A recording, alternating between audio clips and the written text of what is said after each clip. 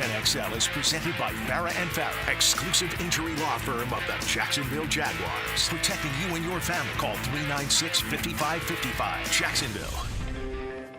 He's Hacker. Talk about a fried egg. I lasted about 5 minutes out there. I said, to heck with this. I'll do this in the morning. And I don't have any inside information. The lady that did it, she got in there.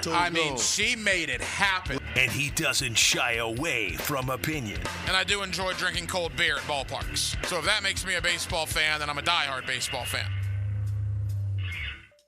It's Hacker After Dark on 1010XL.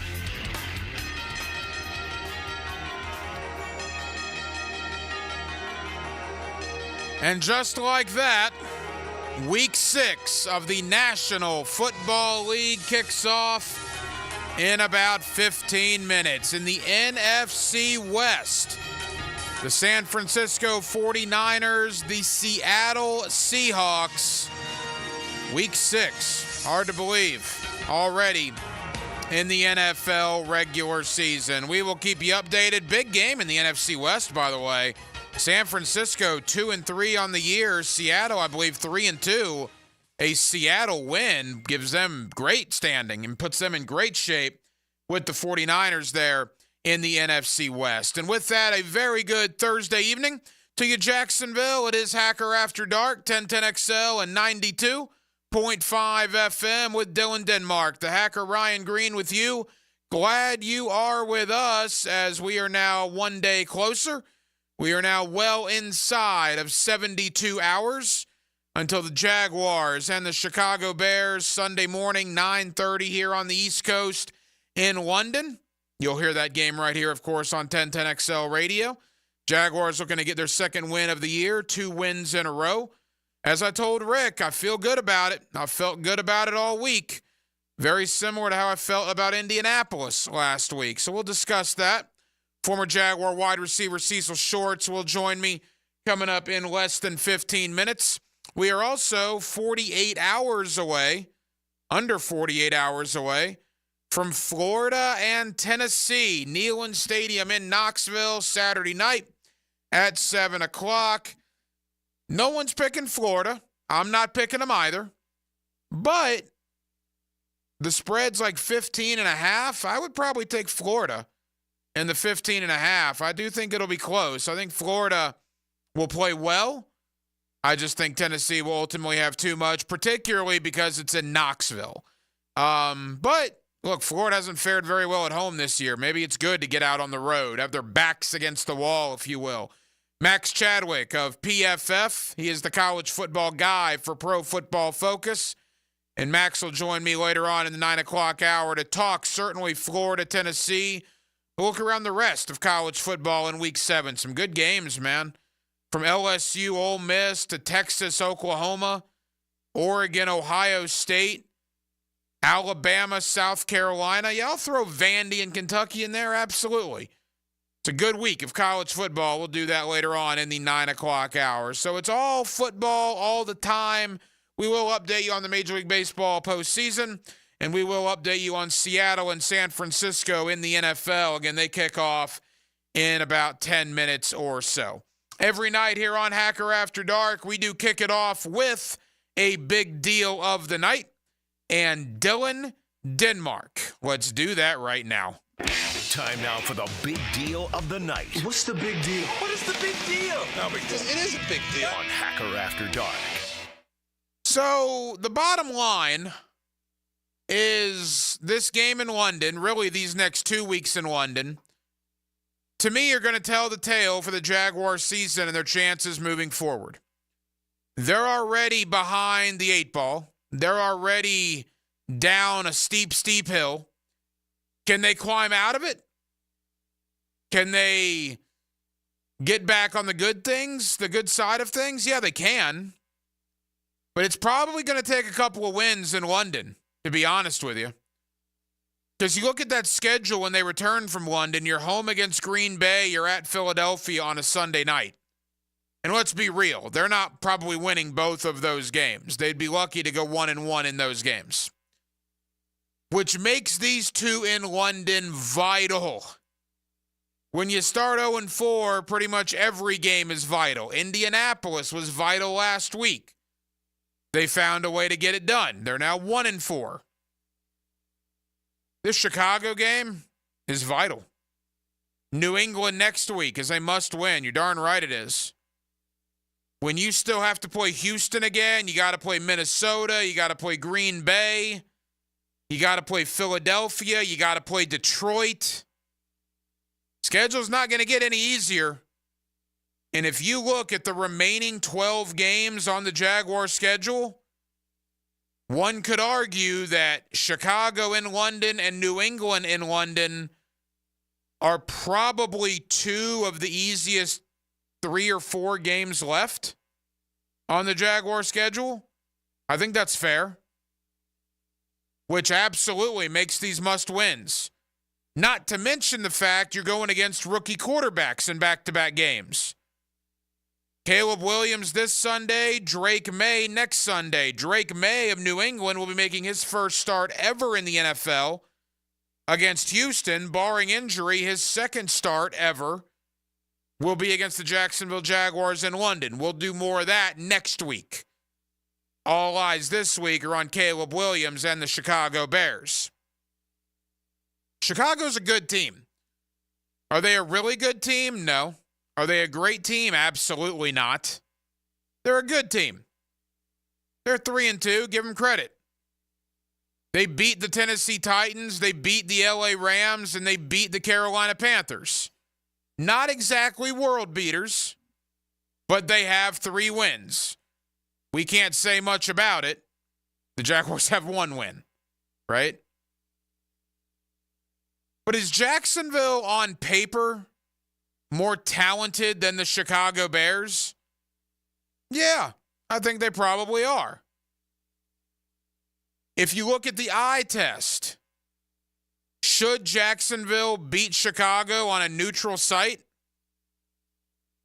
Yeah, I don't think that's far-fetched. I don't think that's outlandish to say. The obvious question, the biggest question is, will they? That is to be determined.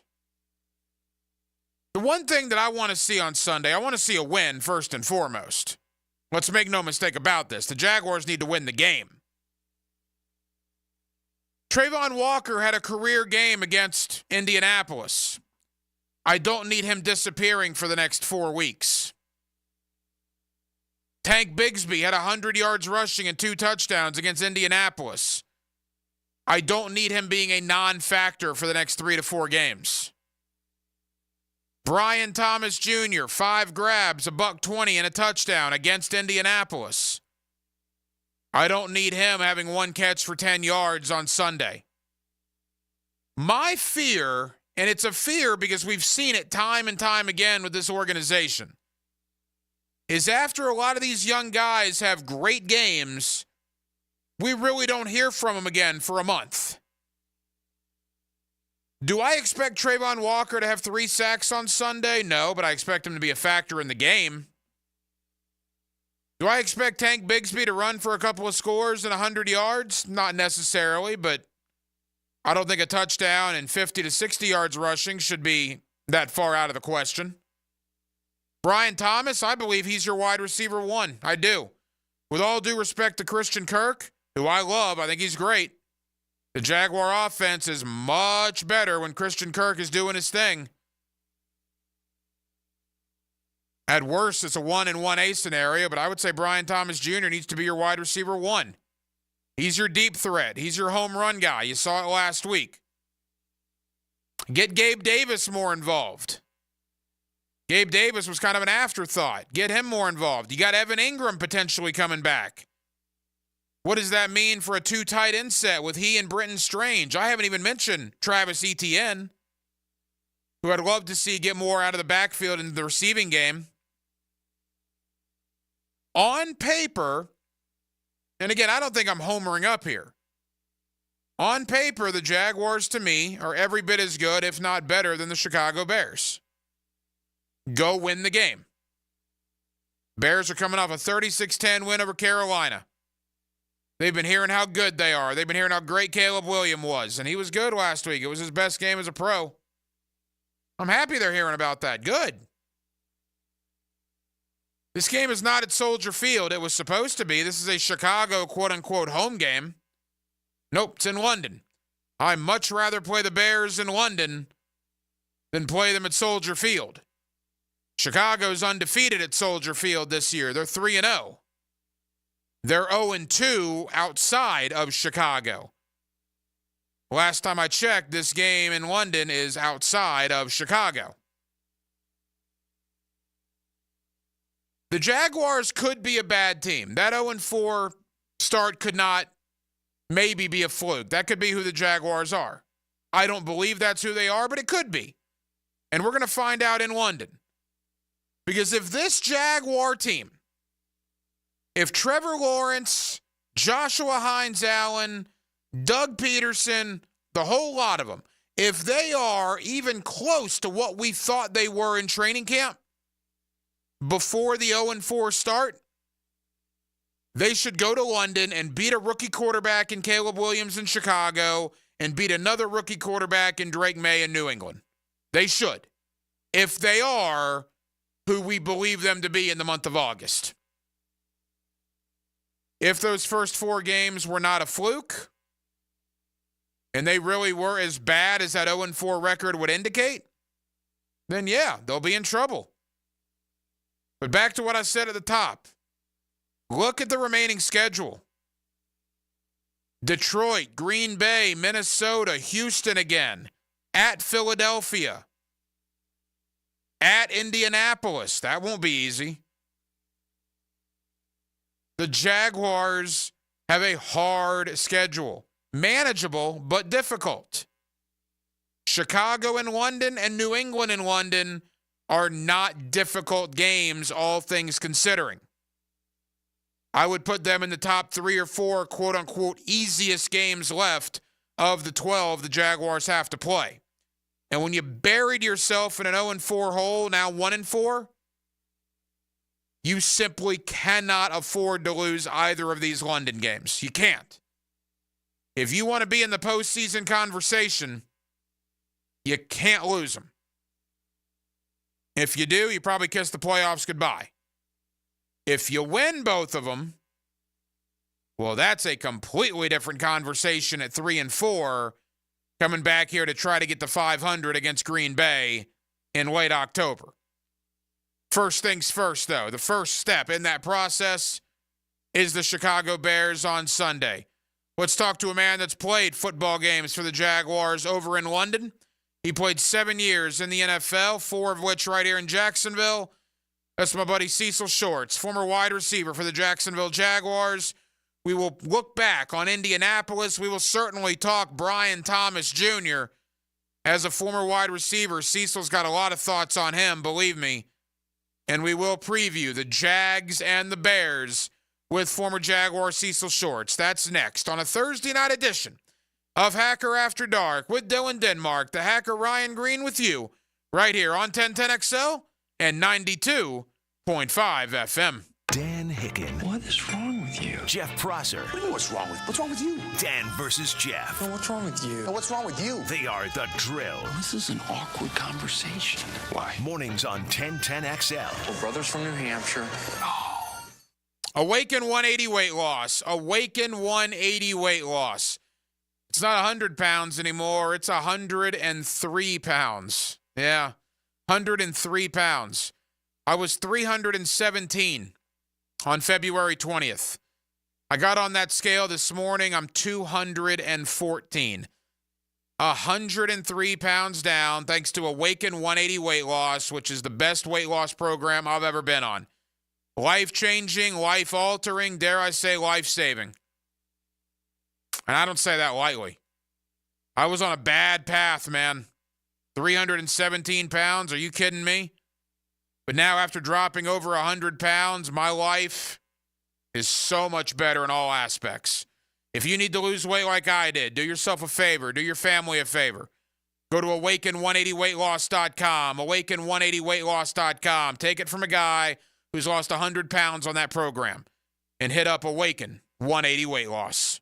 Visionaries, builders, and doers, are you ready to change the world? Miller Electric is your opportunity to shape the future. Miller Electric is leading the charge in electric vehicle technology with our state-of-the-art EV Innovation Design Center. We're working to create a sustainable future. We're also the proud partners of the Jacksonville Jaguars, powering their performance at the brand new Miller Electric Center. Miller Electric, we provide competitive pay, unbeatable benefits. Apply today. MillerCareers.com. Miller Electric, an equal opportunity employer. Get off the ladder and put on the helmet with Gutter Helmet of North Florida. We are family owned and manufactured locally. Cleaning your gutters is a dangerous and dirty job. That's why with Gutter Helmet, you'll never clean your gutters again. Water goes in your gutters while trash and debris go on the ground. It won't collect like filters do. Gutter Helmet protects. Call now for 10% off and a free gutter cleaning and tune-up with your purchase of Gutter Helmet. Call 904-762-7779.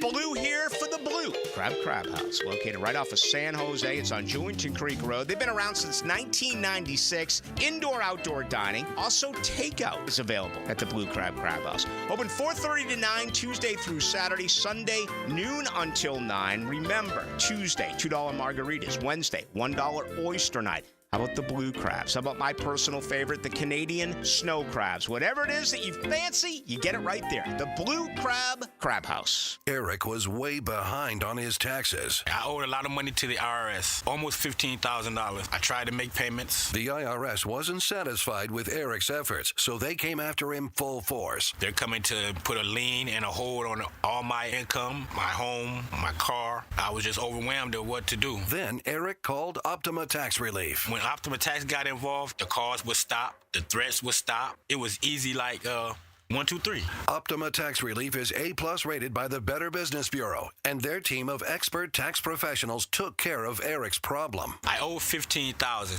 and now my debt is clean. I don't owe anything. Take Eric's advice. If you have a tax problem, you need to call Optima Tax now. Call Optima Tax Relief for a free consultation. Call 800-348-0269. 800-348-0269. 800-348-0269. Optima Tax Relief. Some restrictions apply. For complete details, please visit OptimaTaxRelief.com.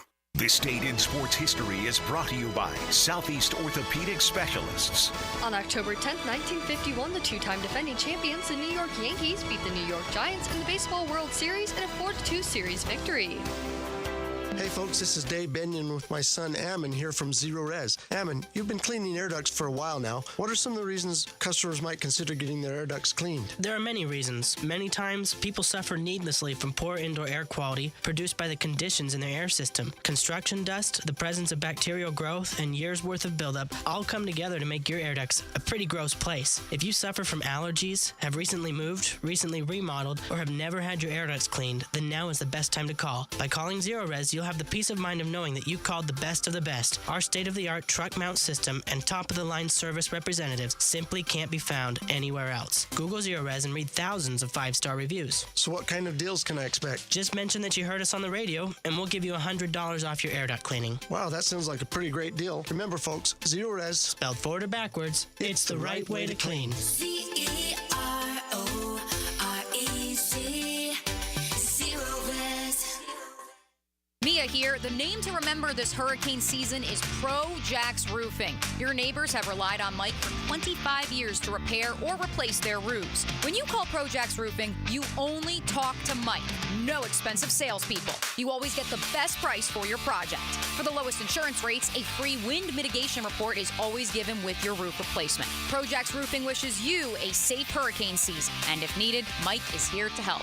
Call today for a free estimate or go online at projaxroofingfl.com. Imagine driving a late model Corvette, BMW, Mercedes, Lexus, Honda, Chevy, Ford, and more, all at a fraction of the original sticker price. Visit Vaughn Motor Group's indoor showroom and browse a great selection of dream cars that are inspected with warranties. Before you make your next auto purchase, check out Vaughn Motor Group on San Jose Boulevard or at vaughnmotorgroup.com for a complete inventory listing. If you can dream it, you can drive it at Vaughn Motor Group. 1010XL is presented by Farah & Farah, exclusive injury law firm of the Jacksonville Jaguars. Protecting you and your family. Call 396-5555. Jacksonville. Now, another great guest on the Garber Auto Mall phone line. Hello. We can wiggle it. Back here on 1010XL and 92.5 FM in the city of Jacksonville, we are glad you are with us. The Jaguars and the Bears, Sunday, 9:30 in the morning here on the East Coast. Of course, you'll hear the game right here on 1010XL. Jacksonville finally got a win last week. Now 1-4. Chicago feeling pretty good about themselves coming into this game at 3-2. Let's talk about all of it with a former Jacksonville Jaguar wide receiver, my buddy Cecil Shorts. You get him every week here on Hacker After Dark, and Cecil is always kind enough to join us here on 1010XL. Cecil, how you doing, man? I'm well. Happy the Jazz got in the win column, so having a good week so far. It was a great Sunday, and it was almost a disastrous Sunday. 34-20 became 34-34 pretty quick. Cecil, as you're watching that in real time, I mean, goodness gracious. I guess in hindsight, the one good thing, though, is they haven't responded to adversity well in forever, and they finally did respond to some adversity on Sunday afternoon. Yeah, I mean, if you look at the previous weeks, it seems like you were finding ways to lose games when adversity hit, or when adversity hit, you just folded, or you just gave the game away, right? But you found a way to, even though it was a 14-point lead, you found a way to fight through it, stay ahead, and truly, truly be able to come out with that victory. So I think that was huge, a confidence booster, if anything, for that locker room, right? A lot of people saying, did they lose the locker room? Did Doug Peterson lose the locker room? What's going on? They fought their behind off. It was a great environment, it seemed like, with Coughlin going in, the Ring of Honor. It was just an awesome environment. I'm glad they came out with that W. Yeah, no question about it. It's a W they really needed. And the bottom line is, look, so much disappointment, so much heartbreak, if you will, over the first 4 games. What does it mean in that locker room, Cecil, to just get a win, man? Talking to the guys after the game, it just seemed like a weight was lifted off their shoulders. That's the perfect way to put it. When you are a team that comes into the season with predictions to make the playoffs, and in your mind as a player, you want to get as far as you can, have Super Bowl contender ideas in your head, to start off 0-2, 0-3, 0-4, and be the only winless team in the NFL, and then finally get that hump off your back and then look good about it, right? Especially on the offensive side, you really made some big plays throughout that game. And to get that weight off your shoulder and look at the schedule ahead, and you're seeing 2 more winnable games, you can get back in that 3-4 range, which puts you right in the middle of the pack. And now you're fighting for some playoffs. Former Jaguar wide receiver Cecil Shorts with us here on 1010XL in Jacksonville. Cecil, it was one of Trevor Lawrence's best games as a Jaguar. 371 yards, a career high, a couple of touchdowns. Life's a lot easier when your defense that you're playing doesn't even touch you. Kudos to the Jags O-line, but clearly Trevor had a fantastic performance on Sunday. Trevor looked like Trevor Lawrence that we all expected him to be, right? The offense looked like what we all expected the offense to be. And I think what they did, and honestly, the Colts defense, and credit to the offensive line. I'm going to say that first. Credit to the offensive line. They did a good job keeping Trevor clean, a good job in the running game. But the Colts defense is a kind of a bend but don't break defense, right? They don't move around too much. They wherever they show you, they're pretty much in. They take away the deep passes. They try to take away the big plays down the field, but that helps Trevor get in the rhythm. If you look at early on, he hit ETN early on for the checkdowns, or early on in the short game. I think the first play of the game was a hitch route, a 5-yard hitch route to Gabe Davis. So when he can get in the rhythm early, that builds confidence for him, right? And then on the offense side of the ball, man, you literally are just giving your playmakers the ball. Like I love what they did the last 2 weeks. They're getting the ball to Christian Kirk and Brian Thomas Jr. They're getting the ball to Travis Etienne and Tank Bigsby. Those 4 guys are your playmakers, period. Everybody else can eat, when the leftovers or whatever the case may be. But those guys need plays designed for them. Those guys are your big play guys. Those guys are proven over and over again throughout this short season, hey, they're going to make plays. And that's perfectly fine. Feed those guys the ball. That helps Trevor narrow things down, continue to get that continuity as far as the offensive line. I mean, he's a clean pocket. That was great. That defensive line against the Colts is no slouch. The defensive line versus the Colts is pretty darn good. So for you to keep him upright and him able to make plays, get rid of the ball quickly, your run game is going, man, you're in a good shape heading to London this week. The term wide receiver one, Cecil, has been brought up here so much over the years because the Jaguars lacked a wide receiver one. We're 5 games into his career. 22 grabs, 397 yards, 3 touchdowns. He's top 10 already in receiving yardage in the NFL. Every week, man, Brian Thomas Jr. just continues to do great things, including that 85-yard score. That was pretty. That was just fun to see. It's cool to see all the memes on TV or memes on social media with the Colts defender diving in midair like he's flying, and then BTJ just running away from him. He's your guy. He's getting better each and every week, and as you've seen the last 2 weeks, they've been trying to get him the ball early and often. And when you can do that, when you have a game breaker like that, it opens up the playbook for everything else. It opens up the passing game for everyone else, right? You even got Evan Ingram back yet. But he is the type of guy that's going to be a game changer for a long time, man. So it's exciting to see him truly be, in my opinion, the number one. This early on, it's something about that water in LSU, man. I keep saying it. It's something about that water in LSU. They breed receivers, but man, he's off to a great start, and you can see the chemistry building with him and Trevor Lawrence. You can see, it's coming along, and I love the accuracy that you saw for Trevor this past week, which we didn't have the week before, right? So you see him work on his game, work on his improvements, but when he was in rhythm, he was hitting, man. So he had a really good day, accuracy-wise and overall. Couple of more for former Jaguar wide receiver Cecil Short. Cecil, you can certainly speak to this from the rookie year to a second year. We always talk about that jump. Well, you lived it, so you're the perfect guy to ask. And we're watching it in real time with Tank Bigsby. He looks like a different human being than what he was on that field 12 months ago. Just speak to Bigsby, and then in your own experience, that rookie year to year 2, how big is that jump?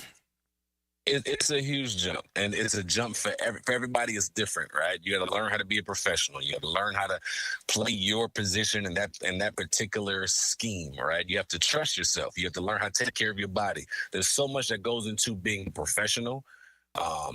And then having a year under your belt going into year 2, it's like, all right, cool. I know what's expected of me. I know the expectations. I know the standards. Now it's about going to executing. And he had a full off season. And I think what's big is he had Doug Peterson last year. He had the same offense. It's just it's a lot of the same guys from last year's that he can come back this year, and I feel comfortable in the offense now. I feel comfortable in this scheme. I feel comfortable knowing how to take care of my body and watch film and prepare each and every week.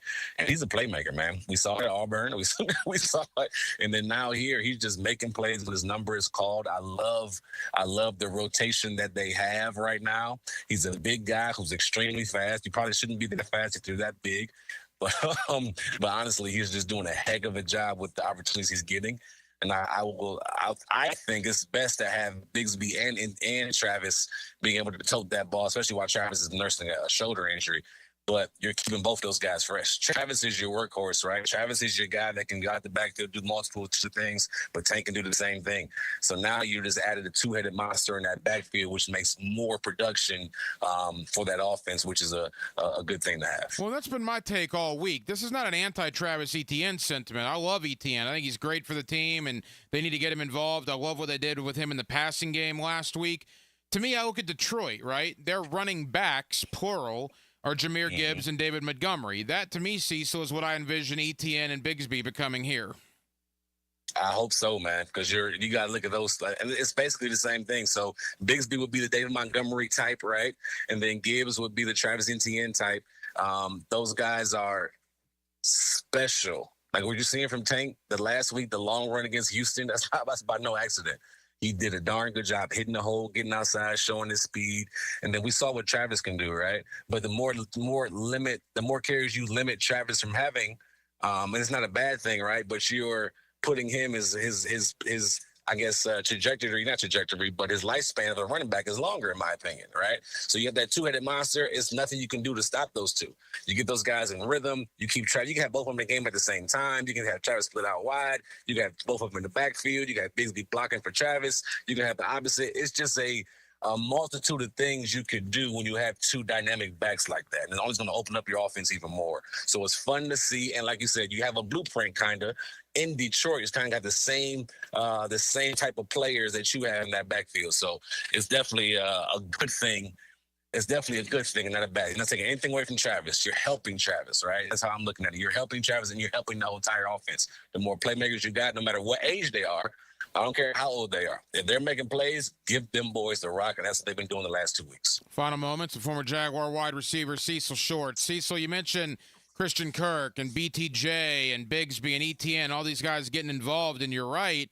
And now it appears Evan Ingram potentially could come back as early as this week against Chicago, and you insert him back into the lineup with the emergence of a Brenton Strange, who was pretty good in his absence. Just another weapon for that Jaguar offense. You just add more weapons, man. Shout out to Strange because he did some good things in critical moments, making plays, breaking tackles.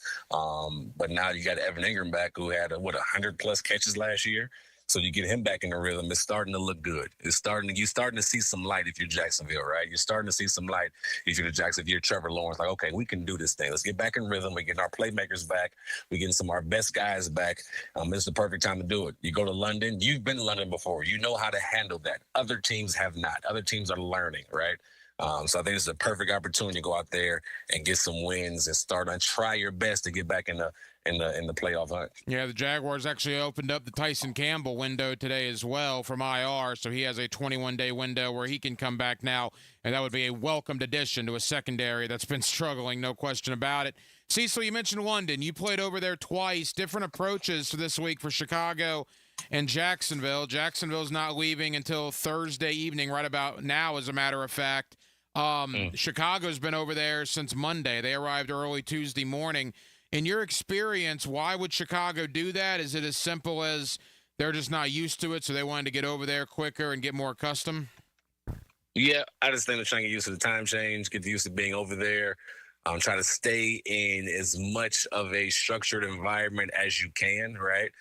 They think they won the last 3 games. They're 3-2 right now.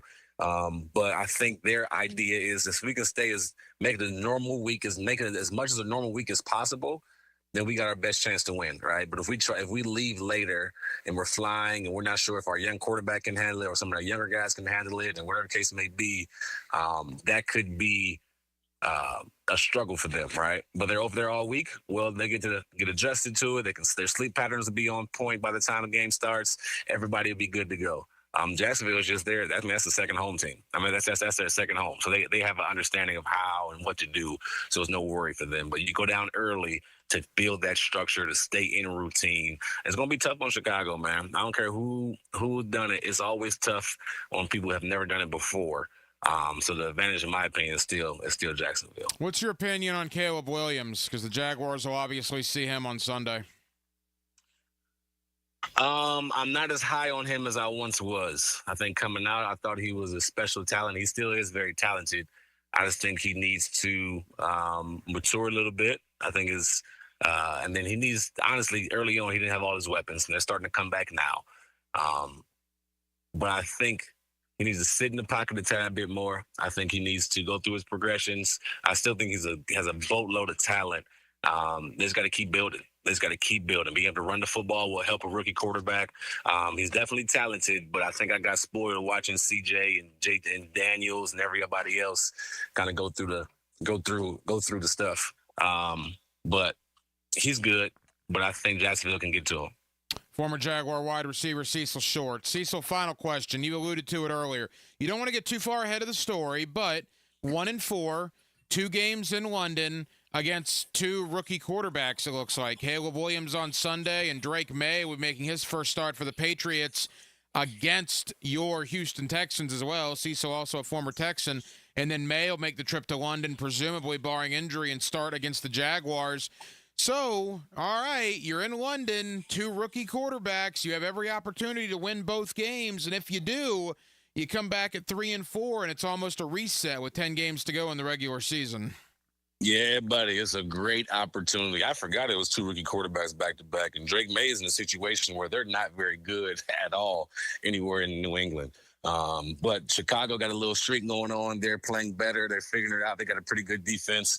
But if you can come out of here with 2 victories, you're setting yourself up again to get back in the hunting division and for playoff contention, right? 2 AFC teams. I think if you can do this, you're setting yourself up really, really good, and your confidence should be at an all-time high for this season. Former Jaguar wide receiver Cecil Short. Cecil, I know you're busy. Thank you as always for the time. We'll review Chicago. We'll preview New England next week. Thank you, my friend. Hey, sounds good, brother. Take care.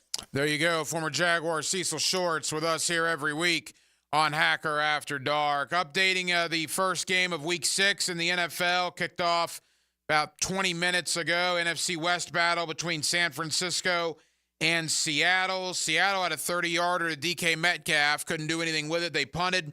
San Francisco started the ball on their own 3-yard line, drove it all the way down into the Seattle red zone. Their drive stalled. They kicked a field goal. Former Jaguar Matthew Wright with the field goal. San Francisco 3, Seattle nothing. About 4 minutes to go in quarter number 1. We'll keep you updated. Also, Major League Baseball postseason. Cleveland and Detroit, they're going to the top of the 8th. Cleveland leads that game 4-3. Cleveland looking to stay alive. Detroit leads that series 2-1. And they're going to the bottom of the 2nd in Kansas City. Yankees on top of the Royals, 1-0. Yankees looking to close that series out tonight. They lead that series 2-1. Coming up next, a little college football, a little high school football. We'll dive back into the NFL towards the top of the 9 o'clock hour with Luke Easterling of Athlon Sports, one of my draft guys, one of my go-to draft guys. But I want to talk Brian Thomas Jr. I want to talk Trayvon Walker, Tank Bigsby, Brenton Strange, just to name a few. The young Jaguars that really emerged last week. No question about it. So we'll do that with Luke Easterling of Athlon coming up here in about 35 minutes. On a Thursday evening in Jacksonville, Florida. We're glad you're with us. Hacker After Dark rolls on right here on 1010XL and on 92.5 FM. Even more Jaguars. Listen to the Tommy Mac podcast with Tom McManus and Campo and Joe with Dave Campo and Joe C.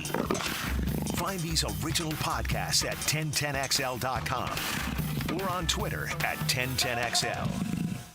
Bueller Air and Plumbing presents Are You Cool? Today's contestant, a gravy taster from Jacksonville, Florida, me, Dennis Mosley. Hi, Ken. Okay, Dennis. 100 plumbers surveyed, top answer on the board. What does it mean if someone says your home has hard water? It's made of ice? Let's see. Hard water. Oh, is it club soda mixed 4-1 with vodka? Last chance, Dennis. What is hard water? Oh, is it that lime scale stuff that makes my taps all crusty? That's right, Dennis. And a water treatment system from Bueller Air and Plumbing will eliminate troublesome lime scale deposits that can ruin your expensive appliances and let your neighbors know for sure that you are cool. I wonder if I can get me a gin and tonic faucet. Stay cooler with Bueller. Visit BuellerAir.com. Baloo here for Smunez Vision. Why Smunez Vision? Well, I've been with Dr. Neil Smunez now since I got back to Jacksonville in 2006. 37 years of experience he has. Smunez Vision is a family organization that focuses on personal high-quality medical and surgical eye care. Dr. Catherine Smunez is fellowship trained in cornea and cataract surgery and all refractive surgery. Combined, that's 30 years plus in laser eye surgery. Visit SmunezVision.com today. Here you can see. Nick in here for the Borland Groover Foundation. If you're 45 or older, you need to get screened for colon cancer. Ask your doctor about getting a colonoscopy. The key to surviving colon cancer, early detection and prevention. Borland Groover recently expanded into St. Johns County. The new and advanced surgery center and medical office is open in Durbin Crossing. Visit BorlandGroover.com for a location near you. Remember, 45 is the new 50. Get screened today with Borland Groover. Have you tried golfing at the improved Cimarron Golf Club? If you haven't, tell you what, you're missing out on the best deal in Jacksonville. Now, many of you have received a postcard in the mail, and of course, if you bring that with you, $45 plus tax to play. That includes a cart, lunch, and a beer at the brand new Stone Barrel Tap House. Now, go to the website, that is CimarronGolfClub.com, and sign up for the Wild One Loyalty Program. That's the Wild One Loyalty Program, and get all of these specials emailed to you from Cimarron. This is your Mad Dad's Update with Chapter President Donald Ford.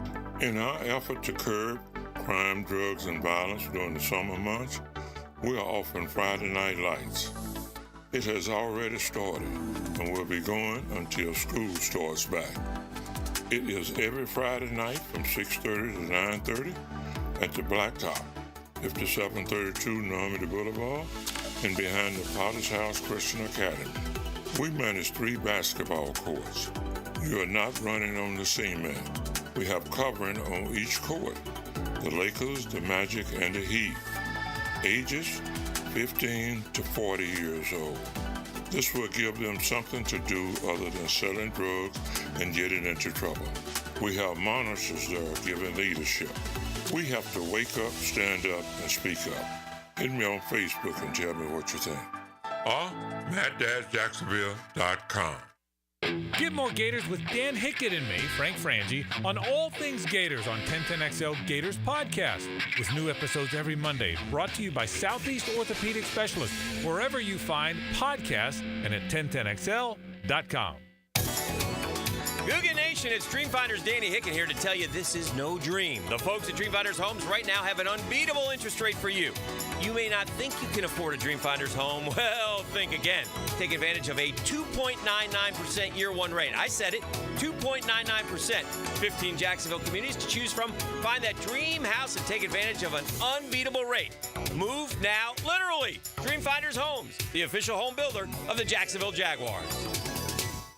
Atlantic Self-Storage, the official storage partner of the Jacksonville Jaguars.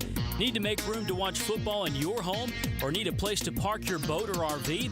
Store it all at Atlantic Self-Storage. Over 50 locations in Northeast Florida. 24-hour access, all with month-to-month leases. Moving, they can help with supplies. They make storage easy. Go to AtlanticSelfStorage.com or call 877-WE-STORE to find a storage solution near you.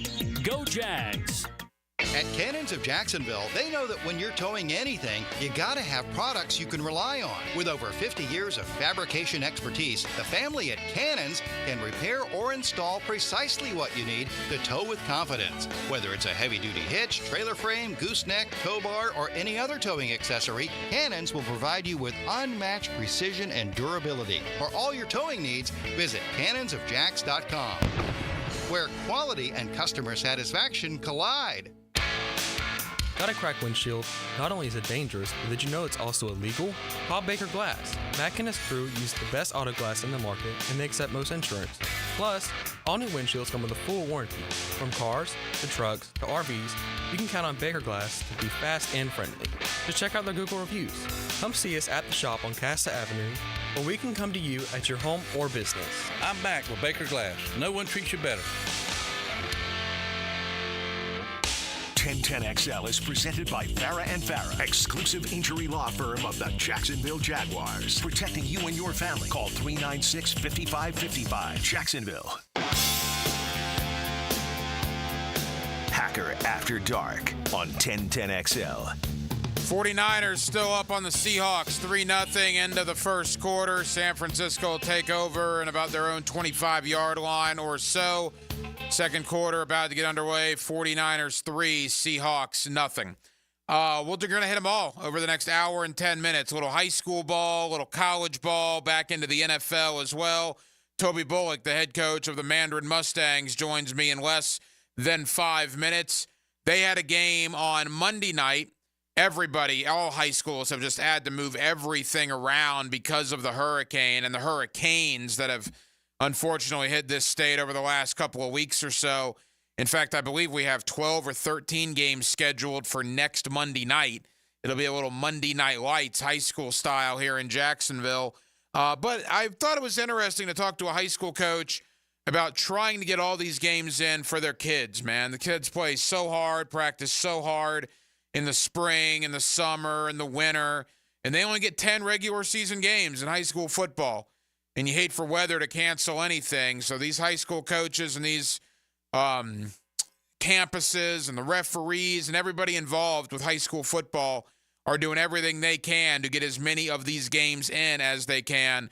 And we'll talk to Toby Bullock, the head coach of the Mandarin Mustangs, about that coming up in less than 5 minutes. Quickly into the world of college. Most teams are at the halfway point. Almost every team will be at least at the halfway point following Saturday. You know, you look at the Power 4 conferences.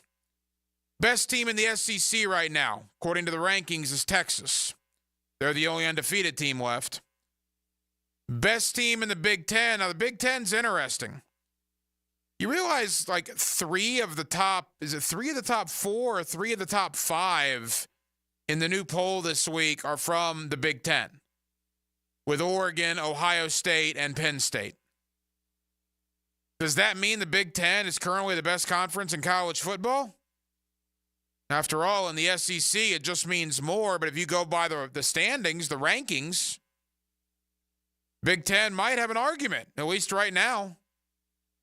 In the ACC, Miami's the best team. I don't think there's any doubt there. Clemson holding up their hand, saying we'd love to see Miami later on in the year, and they very well may. And in the Big 12, who really knows, right? I mean, it's probably Utah, although they already have a loss. Pac-12, or the Big 12, rather, is kind of a free-for-all. Who really knows who the best team is there? Denmark, does the Big Ten right now have an argument to be the best conference in college football through the first month and a half of the year? I mean, they do. I mean, we know there's the SEC and Big Ten, but I still think the SEC is a little more deeper. I'm not sold on Oregon being a solidified top 5 team. I mean, they've struggled a little bit. Dylan Gabriel is not the guy that most people thought he was going to be, and I think Ohio State's going to win that game. And we'll see about Penn State. Penn State hasn't played a legit opponent yet, so it's still to be determined. But, I mean, I still think the SEC still got about 5-6 teams that are going to be legit in the top 10 all year, and then the Big Ten's going to have those 2 or 3. Your top 5 right now, Texas 1. Then you go down to, let's see, Ohio State 2, Oregon 3, Penn State 4, and then you round out at number 5 with another SEC team, that being the Georgia Bulldogs. By the way, for argument's sake, Tennessee comes in at number 8, right? You mentioned Alabama after their loss. They're number 7. The SEC has more teams in the top 10. The Big Ten has more teams in the top 5. Those are the 2 conferences. If there's any school outside of the Big Ten or the SEC to this point that could infiltrate them to have a legit shot at the national title, it would probably be Miami, I guess, right? I mean, it would have to be Miami. If you're looking at either ACC or Big 12, Miami, maybe Clemson, maybe Utah, I guess. But let's be honest. I mean, odds are the national champion's going to come from either the Southeastern Conference or the Big Ten Conference. And I don't think I'm really going out on a limb saying that. More college football coming up in the 9 o'clock hour. Max Chadwick is the main college football guy for PFF, and he will join me towards the bottom of the 9 o'clock hour. But high school football has been all over the place. Scheduling has been crazy. We got Monday night lights, Tuesday night lights, Thursday night lights. What has it been like to get these games played? Why is it important to get all these games played? Toby Bullock, the head coach of Mandarin, has a great perspective on that, and I had the chance to catch up with Toby earlier this week here on Hacker After Dark. Now, another great guest on the Garber Auto Mall phone line. Hello. We can wiggle it. Back here on 1010XL and 92.5 FM in the city of Jacksonville. We're glad you're with us. Boy, the weather has caused all sorts of issues, obviously. In our world, in the sports world, it has just wreaked havoc with the high school football schedule. Teams are trying to get games in basically any way that they can. That was true for Mandarin earlier this week. They got a big win over First Coast on Monday night. The Mustangs now 5-2 on the year. Their head coach is Toby Bullock. He's always kind enough to join us here on 1010XL. Coach, congratulations. I appreciate it. Coach, I mean, not that high school coaches don't have enough on your plate anyway, with everything you guys do and are responsible for doing, but you've done this for a while now. Can you ever remember a season with this many weather disruptions? No, not a season. We've had some, weird and creepy. I remember a spring ball back around, I think it was 09, 010, that it rained so much in May that we only got about 9 practices total in for that spring. But that was the craziest weather to date. But yeah, this has gotten a little nutty with the situation, no doubt. How hard has it been for coaching staffs to get these games together? I mean, there's a lot that goes into it. You got to get officials. You got to make sure everybody can can obviously get to the stadium. You got to get these games in, and you want to get these games in for your kids. They've earned the right to, hopefully play 10 regular season games, but how challenging has it been to adjust on the fly? I'm actually real fortunate. My AD, Brian Rado, handles the officials and things like that, so that's a headache I don't have to worry about. He does such a superb job with that. Probably the biggest thing that no one's really talking about is when you have to schedule on a Monday night, the money that your athletic program loses, because you're just not going to draw the crowd that you would on a Friday night. Whether you're a really big school that's doing really well or a small school or a team that's not having a great year, you're still not going to draw as good a crowd on a Monday night that you would on a Friday. And that's probably the biggest thing that's probably hurting more people. The referees are pretty flexible. The teams are pretty flexible. The kids and the parents are pretty flexible. But the money that you're losing, when I was at Wolfson, I mean, every game was just, everything to us about when it came to making money. And so to lose a game is just – and moving to Saturdays ain't an answer in Jacksonville either, because Jacksonville's such a big college football town. Toby Bullock, the head coach of Mandarin. No, you bring up a good point with the finances. That's something I really hadn't thought of, but it's a terrific point. And look, I've talked to other head coaches this week that have had to move games around. Heck, Toblin and Bowles played Jackson on a Tuesday night. I talked to him earlier in the week, and just the scrambling that's been done.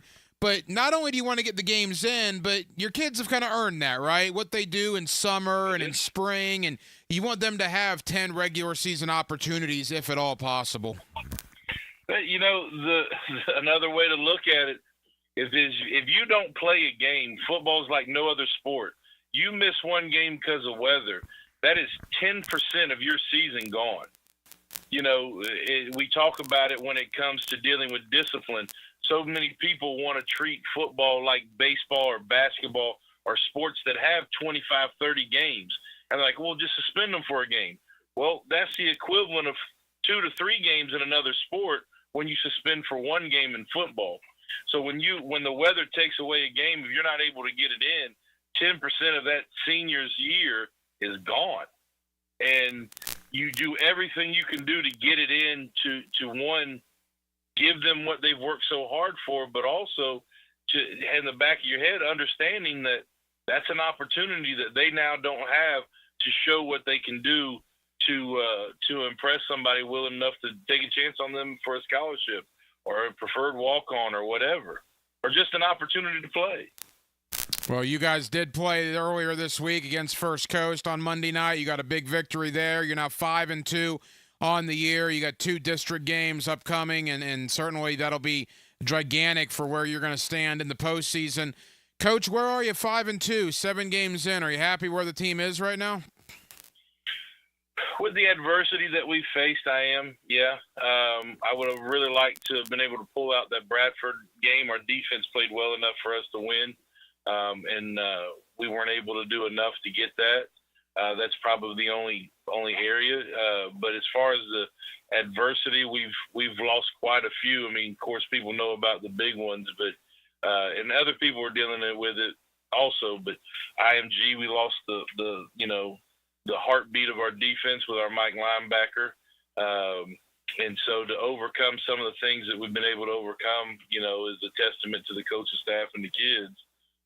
But I think anytime you're in the situation to where you can, if you keep doing well, make the playoffs, you got to be happy about it.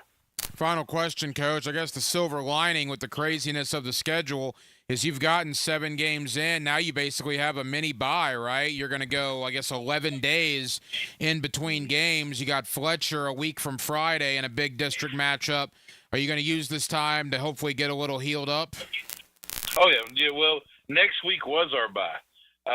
And so next week was our bye. Fletcher had the same bye as we did, so we were able to move it to Friday. So this week has been our bye week, and we're taking it that way and doing the things that we do on a bye week as coaches and give the kids time to not only heal up, but also the season is a grind. And when you're not around it, you tend to have a desire to come back and be around it again. So hopefully it'll recharge the kids to make a final push. And try to make the playoffs and make a playoff run again, and that's what we hope for. But yeah, we're treating this as our bye week, and Sunday we'll get rolling and on to Fletcher, and Fletcher's the most important thing on our agenda. Toby Bullock, the head coach of the Mandarin Mustangs, currently sitting at 5-2 on the year. Coach, congrats on the win over First Coast. Best of luck next week against Fletcher. All right, thank you so much.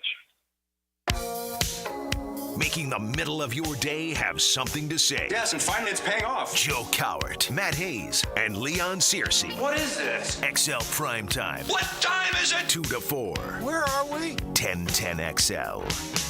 Now you can watch 1010XL shows all day on X, Facebook, and YouTube. Brought to you by MyBookie. Experience Vegas from the comfort of your phone anytime, anywhere. Sign up today. Use promo code 1010XL. Electricians, innovators, and tech enthusiasts, listen up. Miller Electric is shaping the future, and we want you to be a part of it. From healthcare and data centers, corporate offices, aviation, and industrial facilities, Miller Electric is powering the most exciting projects in Jacksonville and beyond. We offer not just a job, but a thrilling career with great pay and incredible benefits. Visit us at millercareers.com to apply. Miller Electric, where your skills meet our vision, an equal opportunity employer.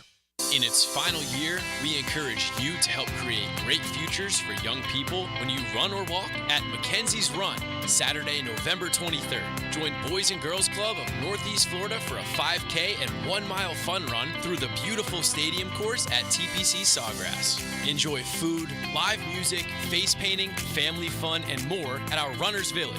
Register at mackenziesrun.org. Mackenzie's 5K and Fun Run, November 23rd. mackenziesrun.org. Hacker here, and I can't believe it. 100 pounds gone. 6 months ago, I never would have dreamed this was possible. I'm going to say it again because it feels so good. I've dropped 100 pounds thanks to Awaken 180 weight loss. To put that in perspective, I've taken roughly 10 inches off my waist. I'm down from a XXX to an XL, and I did it all in slightly over 6 months. It's not just about the number on the scale. It's also about getting my life back, playing with my son, and being more physically active. Now, we're celebrating big time. I'm hosting an exclusive football watch party to celebrate this huge milestone, and you'll have a chance to join me. Let's watch some football, eat some great food, and if you have questions about Awaken 180, ask me. Details to come, but don't wait on that. Call Awaken 180 today and learn how fast you can reach your goals. 844-346-1800 or online, awaken180weightloss.com.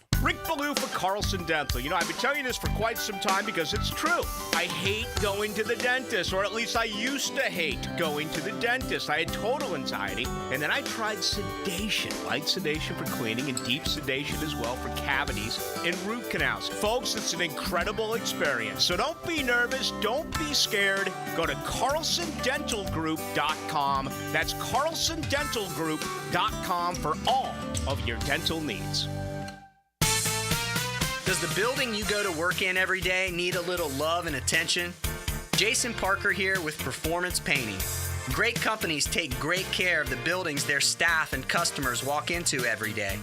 If the building you're in doesn't match the vision you have for your company, we can help. Go to performance-painting.com. Our highly trained team makes the difference. Quality coatings applied with pride. Performance Painting. Frank Frangie here for Stanley Pools. Pool design has come a long way, and if your pool is outdated, Stanley Pools specializes in bringing older pools up to date for the whole family to enjoy. That's why I did it a few years ago, and man, I love the way my pool looks now after we added travertine pavers and so much else. Stanley Pools has been serving our community since 1988, so call them today at 269-7277 or find them online at stanleypoolsfl.com. That's Stanley Pools, a family tradition of fine swimming pools. Are you still asking the question, why Arlington? Lucky for you, I've got all the answers. Mia here. Arlington's lot is packed with new Toyotas in stock in one location, ready to go home with you today. 60-day exchange. That's 60 days to love your new Toyota purchase or exchange it for one that you do. Worried about financing? There's the Arlington Credit Helper. You even get a complimentary car wash with every service. So instead of asking, why Arlington, I'm going to ask, why aren't you here yet? 10939 Atlantic Boulevard or at arlingtontoyota.com. The flagship station of the Jaguars. WJXL AM Jacksonville Beach. WJXL FM Jacksonville Beach. I'm with Greg Mackey from Cycles of Jacksonville, and even though you're the place to go for fun, you're also a place to go for generators. People need generators. And the Honda lineup is amazing. They make the super quiet model, inverter technology, the electricity super clean. You can have conversations with them. You can back up your whole house with a Honda generator. So we have them in stock, and we're ready to ride. So you have generators big enough that could run everything in the house? Absolutely. Check it out, Cycles of Jacksonville on Atlantic near Regency for generators.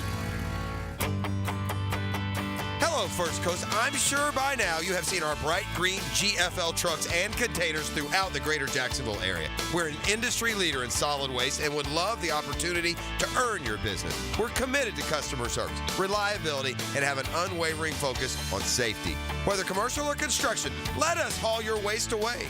Call 904-760-5880 to get a quote today from GFL, Green for Life. Hi Jags fans, Walker Little here for my friends at Kingfish Pest Control. Playing offensive line in the NFL, I must block and protect on every down. When it comes to keeping my home pest-free, I expect that same level of protection.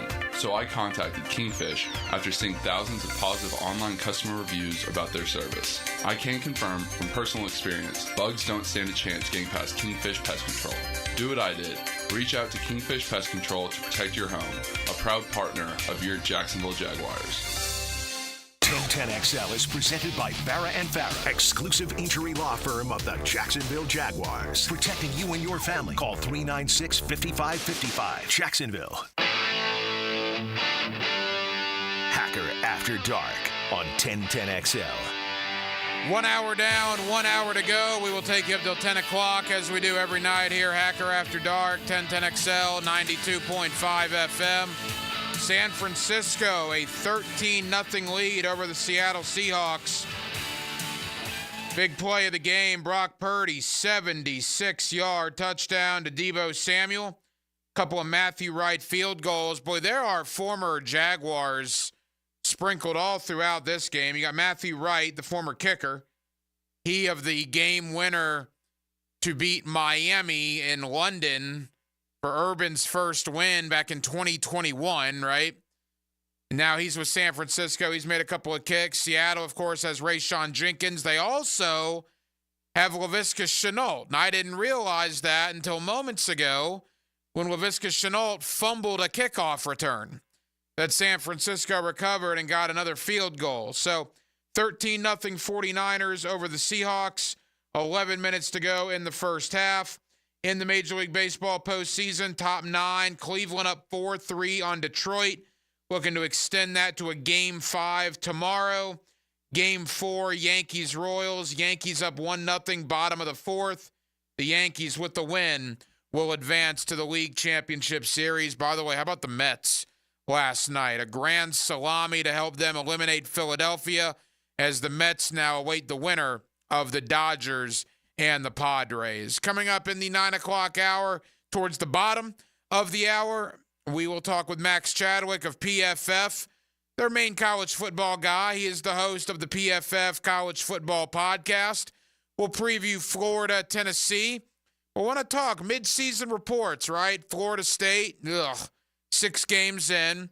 Miami, 6 games in. Both the Hurricanes and the Noles are on a bye this week.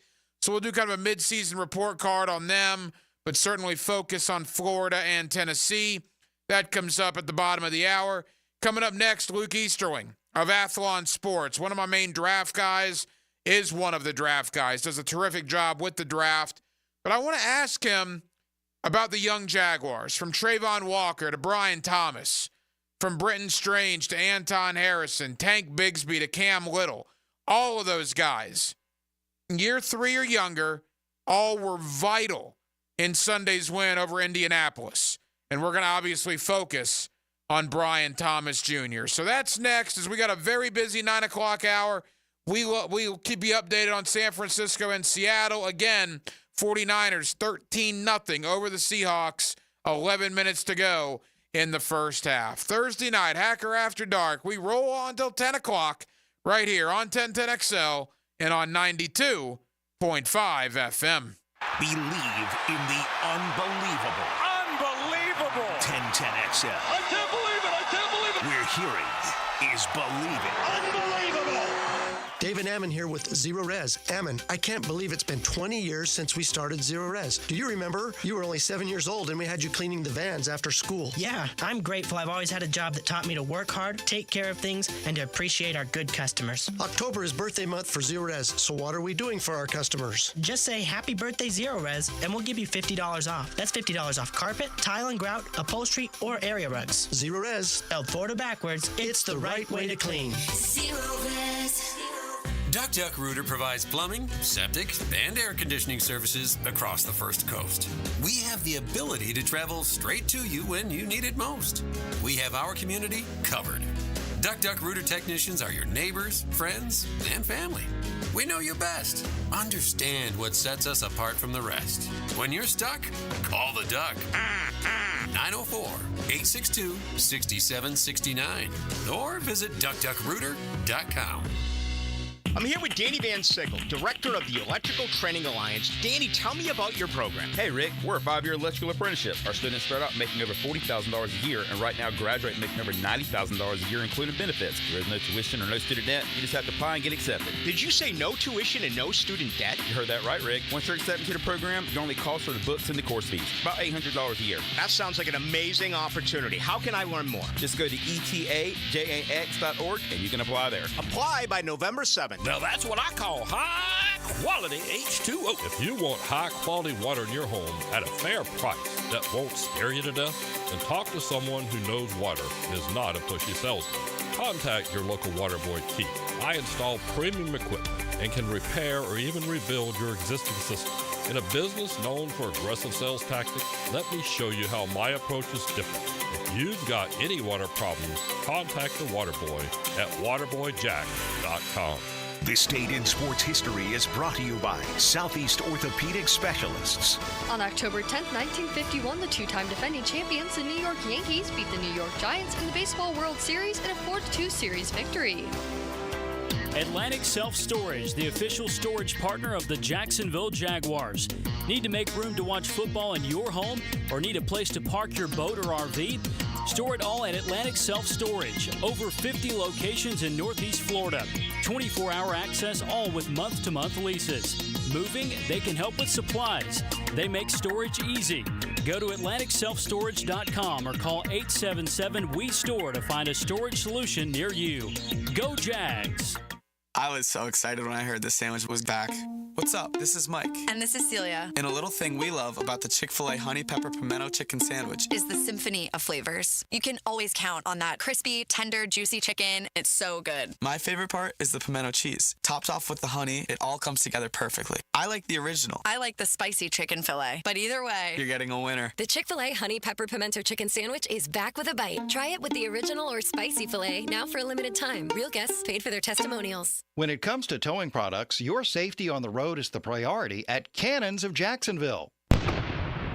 Whether it's a heavy-duty tow hitch, trailer frame, wiring, gooseneck, tow bar, or any other towing accessory, Cannons has decades of experience to ensure your towing setup is installed with precision and reliability. Visit cannonsofjacks.com to explore a range of products and schedule your installation. Cannons of Jacksonville, your trusted partner for a smoother tow.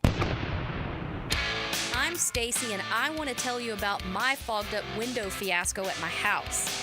I called up Mac at Baker Glass, and he told me all I needed was a glass replacement. The process was so easy. All within a few days, they came out, measured, called me with an estimate, cut my glass, and came out to install the new ones. Now my view outside is fog-free thanks to Mac and his crew at Baker Glass. And my neighbors think I got some fancy new windows. I'm back with Baker Glass. No one treats you better. Expert Automotive on St. John's Bluff Road has some of the highest Google reviews in Jax for a reason. Expert Auto never sells greed, only what you need. All makes and models are serviced at Expert Automotive. This month, get an alignment inspection for only $19.99. Expert Auto does major engine and transmission repair and simple maintenance. All services done at Expert Auto by our ASC certified training technicians. Call today, 374-3373, and ask about $50 off any service. Expert Automotive. We never sell greed, only what you need. Why is it important not to spit out watermelon seeds? Answer next. When you call Southern Oak and file a claim, you'll be handled by our hand-picked vendors who will analyze any roof, storm, or water damage. It'll save money for you. Our family protecting yours. Southern Oak Insurance. Watermelon seeds contain a tremendous source of power. They're rich in vitamins, protein, zeta-3, zinc, and fatty acids. Southern Oak Insurance. Our family protecting yours. Prosser here. I've been telling you for years about Lifetime Enclosures and Lifetime Flooring. Football season finally upon us. Imagine watching your favorite team in your new Lifetime Man Cave, family hangout, or Lifetime's version of a she shed. And now Lifetime is expanding their replacement window division. Make your home energy efficient with their Energy Star rated windows, enclosures, flooring, and windows to fit any and all budgets. Visit the showroom just off Phillips Highway. Proud partners of the Jacksonville Jaguars. Let Lifetime be your home team. 1010XL is presented by Farah & Farah, exclusive injury law firm of the Jacksonville Jaguars. Protecting you and your family. Call 396-5555. Jacksonville. Now, another great guest on the Garber Auto Mall phone line. Hello. We can wiggle it. Back here on 1010XL at 92.5 FM in the city of Jacksonville. We are glad you are with us. The Jaguars and the Bears, Sunday, 9:30 over in London. Of course, you'll hear the game right here on 1010XL Radio. Chicago 3-2. They're feeling pretty good about things. The Jaguars, well, they finally got off the mat at least, 1-4, and boy, they had a lot of young players that really stood out in that win over the Indianapolis Colts. Luke Easterling of Athlon Sports does a great job covering the NFL and the NFL draft, and he's always kind enough to join us here on 1010XL. Luke, how we doing?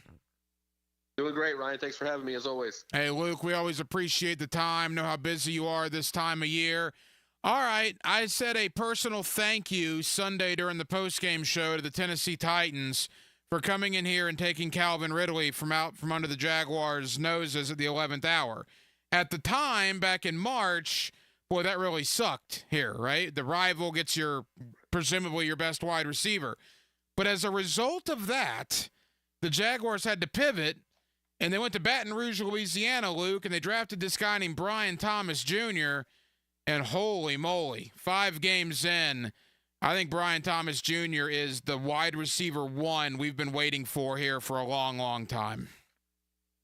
Yeah, it sure looks that way, man. And there's a reason I traded my first-round pick next year in my Dynasty League when Brian Thomas Jr. was still on the board at the 11th overall pick in our rookie draft this year. I was like, nope, we're going to fix that. So I'm pretty happy about that. I got to take Bigsby, too. I know we're going to get to him in a minute, but there's a reason I stashed him last year. But, no, I mean, Brian Thomas Jr., I don't know, going into this draft, I as much as anyone, I was the same as a lot of, prognosticators in that there was like a top 3 at wide receiver, Marvin Harrison Jr., Rome Odunze, Malik Neighbors, and they were kind of in their own tier.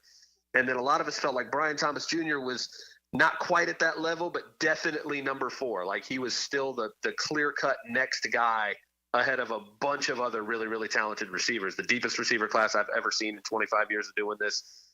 But Brian Thomas Jr. was that next guy for a reason for just about everybody.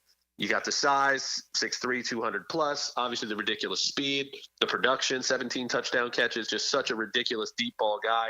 And to put up the production he did while lining up across from Malik Neighbors, who was obviously getting his.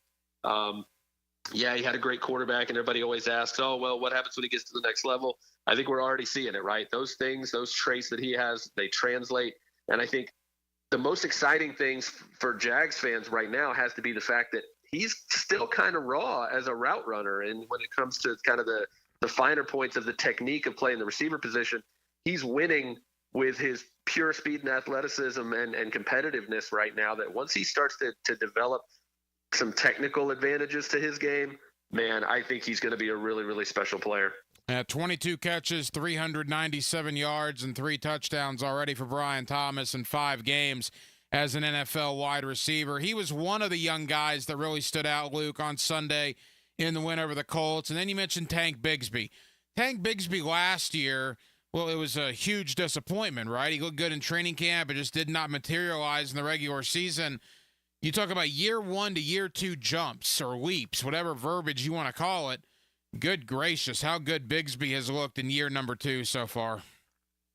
Yeah, I wish I had an answer for what it could be attributed to, man, but I don't know that I've seen a jump like that in a long time from how poorly that rookie season went, had the fumbling issues, and just couldn't seem to get on the field. I don't know whether it was a playbook issue or a trust issue. I mean, there's so many different things that we'll never know that can kind of impact that transition. But, man, he looks like a very inspired, very different version of himself in year 2 here. The way he's running, I mean, even when he gets limited opportunities as a receiver out of the backfield, he's just, when you have a guy like Travis Etienne who's, smaller, he's got the more receiving skill set, and so you see him, still being able to impact the game in certain ways. But you have a guy like Bigsby who can do those things well enough, but he's so big, he's so much more physical between the tackles, and he's obviously still got the explosiveness that we've seen already this year. He's had so many long runs, another couple of long big plays, but the ability to play through contact, that touchdown run where he just kept running through everybody, the contact balance to continue to pick up those yards. There's so many things about his game that are really exciting, and I don't see why he shouldn't be the primary early down back for this offense at this point. You still have Travis Etienne. You can use him on third down. You can use him in the receiving game in certain ways, but they've got to find ways to get both these guys on the field because they can do very different things very, very well. But I think you're looking at the early down starter effectively for this offense after the way he started this season. Luke Easterling of Athlon Sports here with us on 1010XL in Jacksonville. Luke, not to the extent of Bigsby, but another disappointing rookie year was Brenton Strange, right? And Brenton Strange came into this year, I wouldn't call him an afterthought, but obviously Evan Ingram was there. And then Ingram has the hamstring issue for the last couple of weeks, and Strange has gotten his opportunity. And I got to tell you, Luke, he's gotten better every week. He's found the end zone the last couple of games, including a big touchdown in the win over Indianapolis.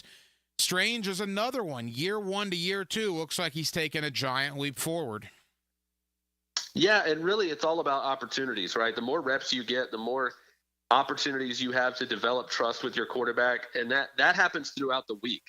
What you see during the game is a outpouring, outward result of weeks of developing that connection with Trevor Lawrence, developing that connection with the coaching staff, understanding the scheme, understanding your role and your responsibilities. And once that light starts to come on for these young guys, when you get reps and you make the most of them during the week, those opportunities present themselves again in the game where your quarterback can go to you in those clutch situations, knowing you're going to deliver. And then the results are what we've seen from Brenton Strange the last couple of weeks.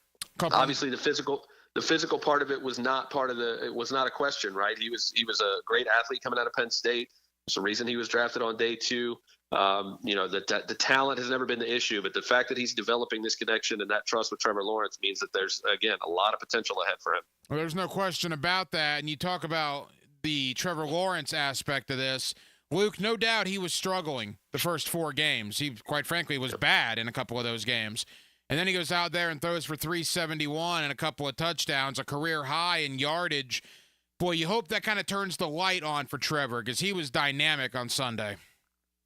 He really was. And again, there's so much that goes into playing that position that can lead to success or failure. And, football is the ultimate team game for a reason.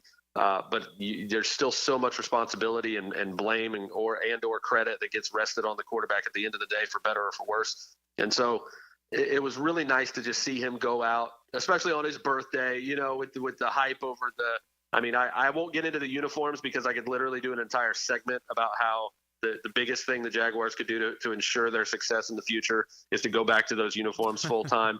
Yeah. I could literally do an entire podcast episode about that. I'm very passionate about that take. But there were so many things, so many reasons the Jags just had to have that one on Sunday, man. They had to win that game for Trevor's confidence, for the fan base, for the front office, everybody in that organization. needed that win so badly. And honestly, on the glass half empty side, you can look and say, hey, they were up by 14. They let him get back in the game just like always. But yeah, they finished. They finished and they made the plays at the end of the game to win that football game and got big plays. Trevor Lawrence made the throws he needed to make, and they got it done. And so I think this is such an opportunity for Trevor as a quarterback, but for the entire organization to build off of this, to have confidence moving forward, that they're not as bad as that 0-4 start.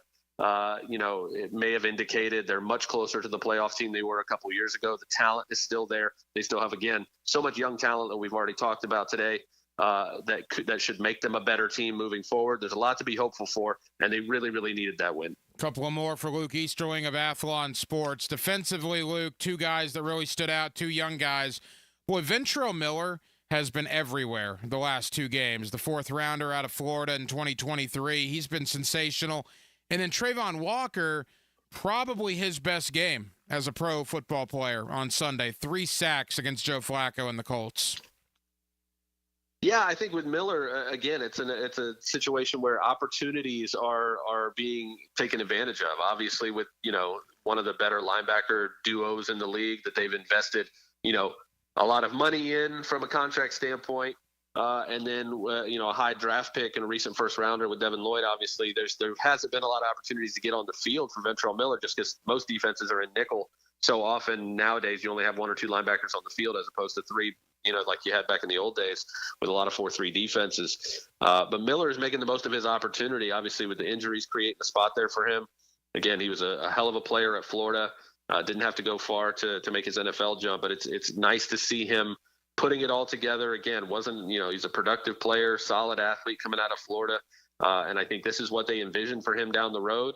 And it's so nice when you have, a key player, your best, most reliable defender go out with a serious injury, to be able to plug in a young guy like that and have him rise to the occasion.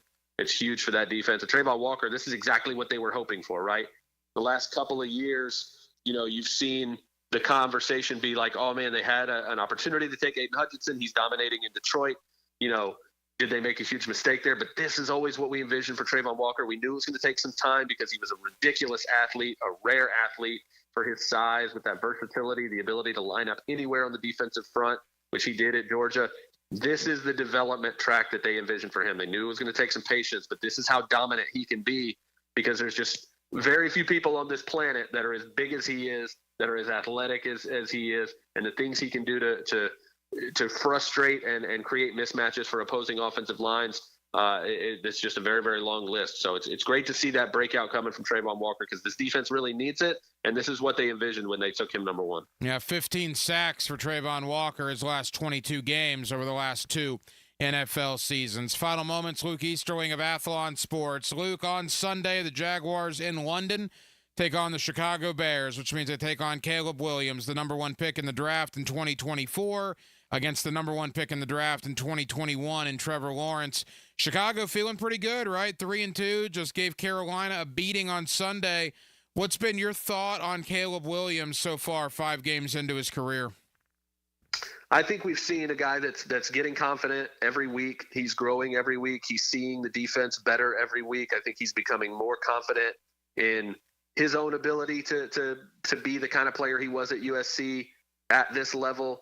He's more confident in his teammates. He's more confident in the schemes and the calls. And I think we saw that with some of the checks he made, especially early in the game against Carolina when things were still in doubt for a little while there before they pulled away. But I think it's going to be a massive challenge for Jacksonville after the way the defense has played so far this season. They have got to get after him early. They've got to hit him early. They've got to get pressure. They've got to do some things, some exotic things in the way they disguise coverages pre-snap and move after the snap. To kind of confuse him and make him make some bad decisions, show him one thing, switch to another, to where he's able to make quick decisions into some problem areas that weren't there pre-snap. You've got to make this a mental gymnastics type of game for Caleb Williams, because as a talent, as a thrower, as a pure, playmaker with the ball in his hands, there's a reason he went number 1 overall, unquestioned, even over a guy like Jaden Daniels, who's lighting it up. It's because physically and instinctively as a playmaker, he's just so good. You're going to have to challenge him mentally in this game in terms of his experience against NFL defenses. That's where the Jaguars are going to have to win this game. Luke, final question while we have you here. Jaguars, Bears, Sunday morning, 9:30. Jaguar fans will be very interested in Nashville Sunday at 1 o'clock. Colts at Titans. I got to tell you, man, if both of these teams wanted to win in 2024, it would be Joe Flacco versus Mason Rudolph. That's just my opinion, but I think watching Flacco yesterday against the Jaguars, seeing what Will Levis has done compared to Mason Rudolph, but I get it. It's kind of political when you talk about high draft picks. In your opinion, and you follow the draft as closely as anybody, that's why we love having you on, is there reason to be concerned in Indy for Anthony Richardson and in Nashville for Will Levis? Yeah, I mean, I think those are two very, very different situations. I think in Indy, you've got a top 5 pick in Anthony Richardson, who is quite possibly the most athletic quarterback in the history of football. Like the things he did at the Combine were just ridiculous. And the thing to remember with Anthony Richardson, he is 21 years old and still has started, I think, 15 games of football since high school. Okay, so like just put that in context in terms of his development. He had 11 starts at the college level for Florida, and now he's made the jump to the NFL, had 4 starts last year before he got hurt. He's hurt again this year. So the concern with him is just the health and the injuries, because if he's not able to stay healthy, nothing matters. But once he is healthy, he's just going to have to play football. You're going to have to be patient with a guy that, again, has only started 15, 16 football games since he was in high school. You have to have reps. You've got to play the game a lot. And I think in Tennessee, it's very, very different because, A, they didn't draft him.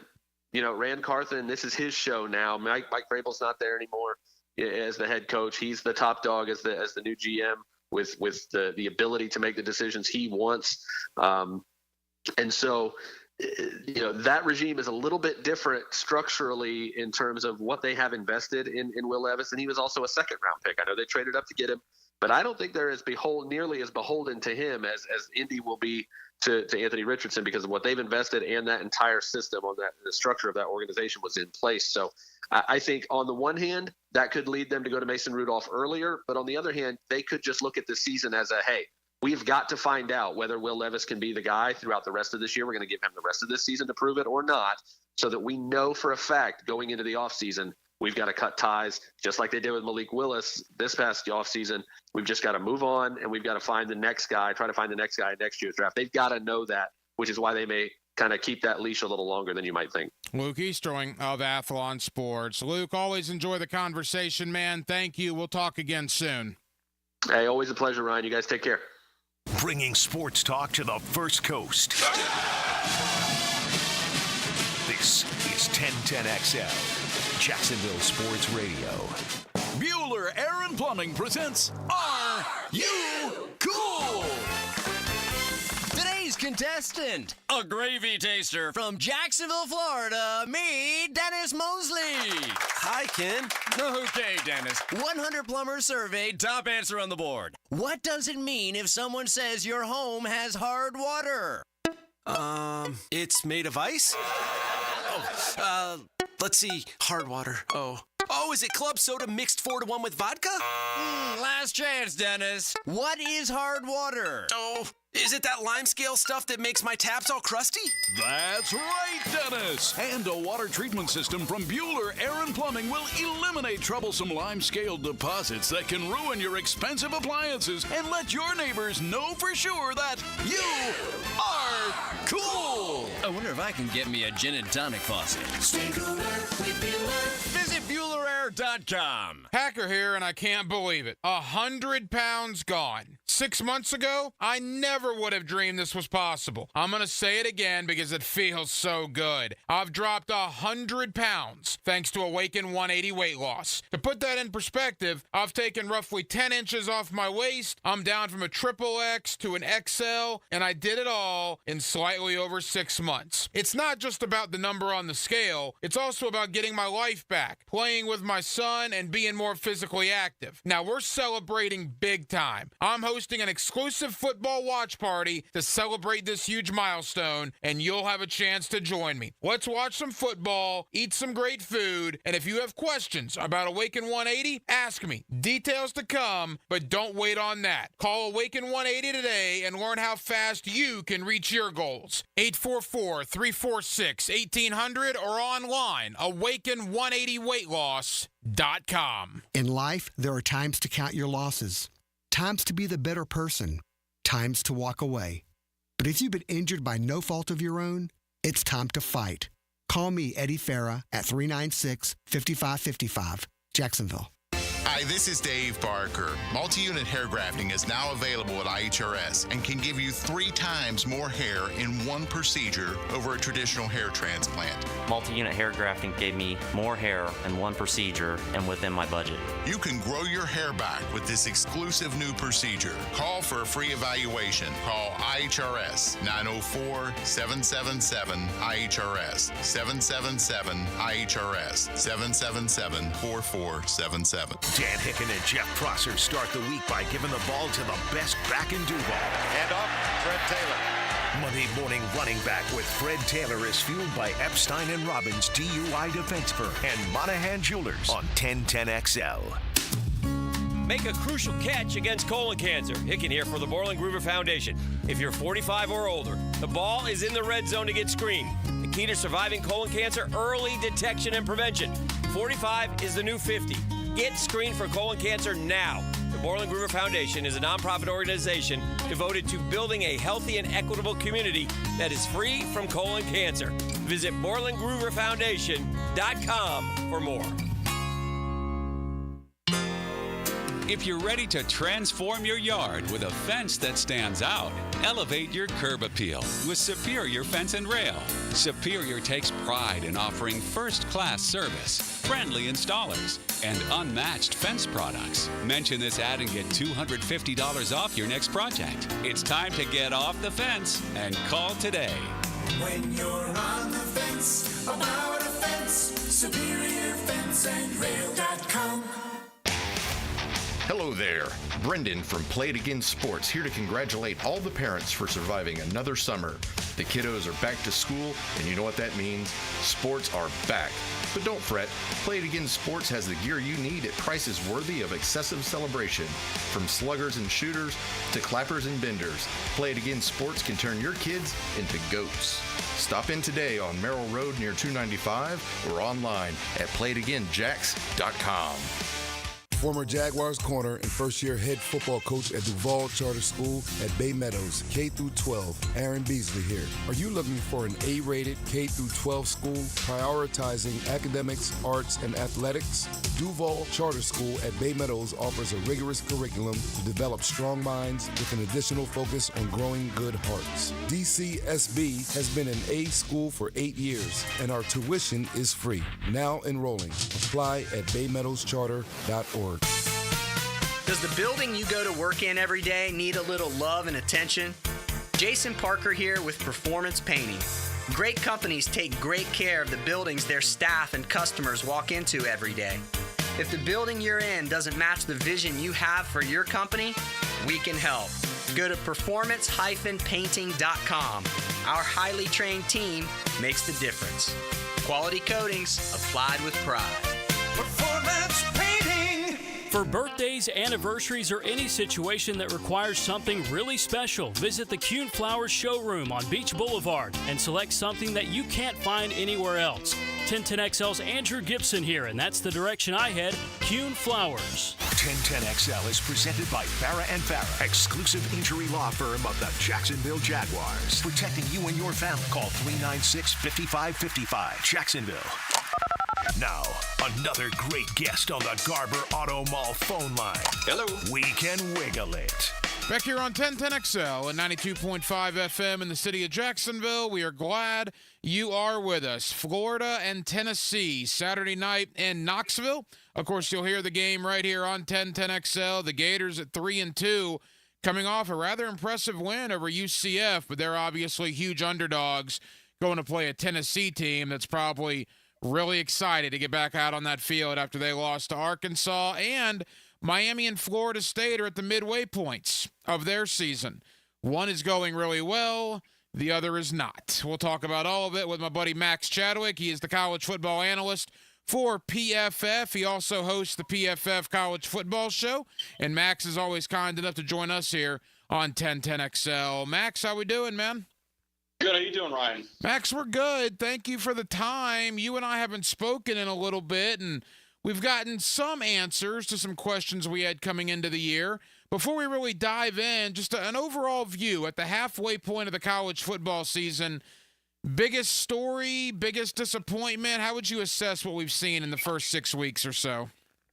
It's been chaos, honestly. You know, I think everyone kind of remembers the 2007 season as being one of the most chaotic in college football history. And actually, I saw a stat a couple days ago where saying there's 6 weeks of the college football season. We've actually had more top 10 teams lose than we did in the first 6 weeks of that chaotic 2007 season, right? So we're right now on pace for one of the most insane seasons of college football we've seen in recent memory, honestly. So it's been absolutely chaotic. I have zero idea who the best team in the country is right now, which is very, very fun. I think you can make a case for a number of teams to have that title right now. So, yeah, I think it's going to be like this all year, and it's really cool that now in the expanded playoff and now with these new conferences that it's even crazier in college football right now. So, yes, it's a really, really chaotic season, and we're only just getting started, honestly. Is that NIL? Is that transfer portal? Is that why we're seeing the parity, Max?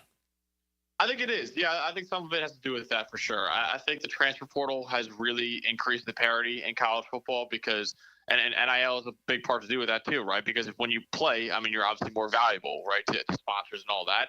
And guys want to get on the field, and they're not as willing to sit for 2 or 3 years at Alabama or Georgia, and they'd rather go play somewhere else for immediately, right? So I think that certainly has a big part in it. And I think that's why you're seeing a lot more teams now start to jump up into the Alabama, Georgia level, whereas back in the day, not even back in the day, a few years ago, it really was just Alabama, Georgia, Ohio State, and Clemson maybe, and maybe 1 or 2 other schools, and then everyone else. Now you're kind of seeing a lot more schools kind of join that inner circle of teams that can actually win a national title. Max Chadwick, college football analyst for PFF. He's with us here on 1010XL in Jacksonville. All right, Florida, Tennessee, Saturday night in Knoxville. Look, we all know Billy Napier is on a boiling hot seat, probably the hottest seat in the country. And after 1-2 and the loss to A&M and Miami, you thought, all right, it's pretty much over. To his credit, and I think you got to give him credit for this, amidst all the noise in the system, going on the road, beating Mississippi State. And then I thought last week, beating UCF, I thought that was a pretty good win for Florida, honestly. They're now sitting at 3-2. What do you make of the Gators season 5 games in? Yeah, obviously it's been a little disappointing, right? Some of the losses they've had, but they lost to Texas A&M, who's a top 20 team right now. They lost to Miami, who's a top 10 team right now. I think you look at Florida and you're like, okay, they kind of done what we expected them to do this year. So I think Florida's still a pretty solid all-around team. Problem is they just play that brutal schedule. Honestly, Florida is close to being a top 50 team in terms of how good they actually are. It's just the issue is they play so many teams that are way better than that, right? So I still think this is a team that's probably not going to make a bowl game. I'd probably say they're more like a 5-7 team. This is how brutal their second half of the season is. But I still think Billy Napier is most likely not going to be the head coach of the Gators next year either. But I think 3-2 is basically what we all expected for them going into the year. They go play Tennessee on Saturday night. It's a Tennessee team, Max, that's good, don't get me wrong, but maybe the offense isn't as good as some would have thought coming into the year. What's been maybe the problem in Knoxville so far? I think that Arkansas loss, I should say, that game kind of uncovered something that we've been seeing all year, but we haven't really talked about because Tennessee is blowing everyone out of the water. Nico Iamaleava has not been on point really this year, honestly. And again, he hasn't really needed to be. He hasn't really thrown that many passes before this. He hasn't really been inserted in second half because, again, they've been blowing everyone out before this week. But this week, but the grades at least show that, hey, there was accuracy issues for him here. And then that really reared its ugly head against Arkansas. He was 4 for 14 on passes that went at least 10-plus yards in the air, right? So that Tennessee offense is so predicated on deep throws. If you're not hitting those deep throws, you're going to struggle in the passing game, honestly. So I still really like Nico. I still think he's a very, very talented kid. He's still a very young kid. He's only a redshirt freshman. But at the same time, he has got to play better, or else those Tennessee national championship hopes that they had, they're not going to happen, honestly. So he's got to play a lot better because that Tennessee offense, if they can't hit the deep throws, they're not going to have much of a passing game at all. What complicates things for Tennessee, and look, again, I believe they're going to beat Florida on Saturday. I'm not breaking any news there, but that loss to Arkansas probably means that they got to knock off at least one of Alabama and Georgia. If they lose both of those, they're probably not getting in the playoff, correct? Yeah, I don't think, if you look at the standings last year and how the AP or the comparable playoff rankings were at the end of this regular season last year, there would not have been a single 3-loss team that made the college football playoff. So, but conversely, almost every 2-loss Power 5 team made it. Besides, I think Oklahoma was, the only Power 5 team with 2 losses that would not have made the 12-team playoff. So it stands to reason if you go 10-2 in the SEC, you're pretty much getting in, unless you have a very easy schedule like Missouri does. So I think if Tennessee, if they lose one more game the rest of the year, finish 10-2, I think they will get into the college football playoff. But at 9-3, I don't think any 9-3 team is getting into the college football playoff. So yeah, they really only have room for one more loss the rest of the year. A couple of more from Max Chadwick, college football analyst for Pro Football Focus. Max, that takes us to Florida State. They have a bye week this week, halfway home, and mercifully they only have 6 games left, I guess. I mean, biggest disappointment in the country, and I'm not even sure it's close. Yeah, I'm with that. I was actually a lot lower on Florida State entering the year than they were, and for most people, I know most people had them winning the ACC, and most people had them as a top 10 team in the country, and they started off at the AP poll. I didn't think they were close to that. I thought they were more like a top 20 team. I wouldn't even say they were a top 15 team, but even I can take a victory lap on this one. I did not see this coming, right? This is a abject disaster for Florida State this year. I mean, they had and really why I was lower on them, we had no idea what this team was going to look like, right? Because they lost so much talent from last year's team. They kind of just try to piece it together again through the transfer portal. And you look at the transfer portal guys they brought in, it's like, okay, this might work, this might not work, and it definitely has not worked this year. And now DJ Uiagalelei is probably out for the entire season. It's not like my thoughts on them would change that much because he wasn't even good when he was out there. I mean, we're talking about a Florida State team that people thought was going to once again make the playoff or once again be good enough to make the playoff and win the ACC and win 10 games or whatever. Now we're talking about a 3-9, 4-8 Florida State, honestly. So it is a really disastrous year for Mike Norvell at Florida State. He will not get fired. He had too good of a year last year to get fired for this. But I do think after this year, he's probably going to enter 2025 on the hot seat a little bit. Is this a case, Max, you live by the transfer portal and you die by the transfer portal? Because as you said, they've hit home runs in the portal with Jared Verse and Keon Coleman, and you go on down the line, and that magic did not muster itself again here in 2024, and they've struck out with a lot of portal guys, and you see the result. I would agree with that, yeah, and I think it's a dangerous thing if you try to build your roster purely through the portal, right? And I think, like you said, they really struck. I mean, look at that team last year. Every single star player on that team last year was a transfer pretty much, right? You had Jordan Travis, transfer. Trey Benson, transfer. Keon Coleman, transfer. Johnny Wilson, transfer. Jaheim Bell, transfer. Jared Verse, transfer. Braden Fisk, transfer. So all these guys that you're looking at were like, oh, yeah, those guys are transferred into the program. And I think Mike Norvell saw that and was like, all right, we'll just do the same thing this year, right? So they weren't able to do that, though. They weren't able to get future NFL players in the portal at almost every position like they were last year.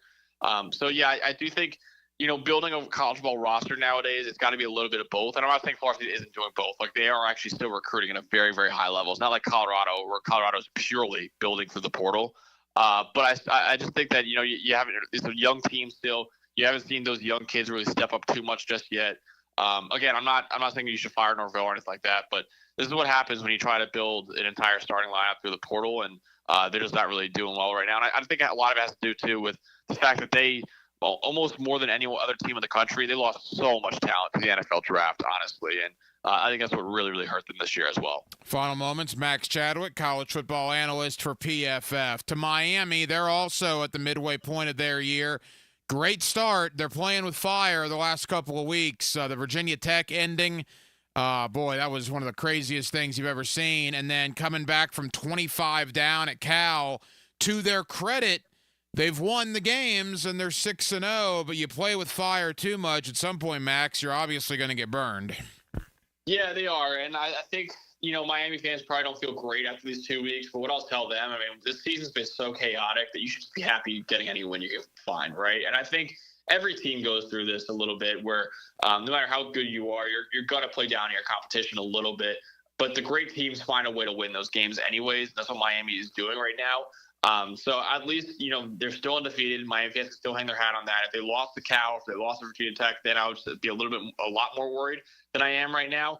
But I do think that there are some issues. Don't get me wrong. They got to come out better. They got to start games better than they are. But at the very least, no matter how much they're down by, you see that they have the resolve to keep fighting, right? They were down by 10 with 9 minutes left against Virginia Tech. They're down by 25 midway through the third quarter against Cal. And Cam Ward still put on his Superman cape and won that game. And the Miami defense really stepped up in those games as well. So I still think Miami's a really, really good team. I still think they're the ACC favorite right now. But I do think every Miami fan would agree that they definitely want to see the Hurricanes start games off a lot better than they have been recently. 6 games in for most teams, at least 5 games in for all teams. Max, give me a top 4 or 5 right now. We won't hold you to it, but at the midway point, who are Max Chadwick's top 5 teams in America? Yeah, I think you got to start off with Texas. They look the least flawed probably right now, which is not really saying a lot considering everyone seems to be having a glaring flaw. But I think Texas has to be number 1. I put Ohio State number 2.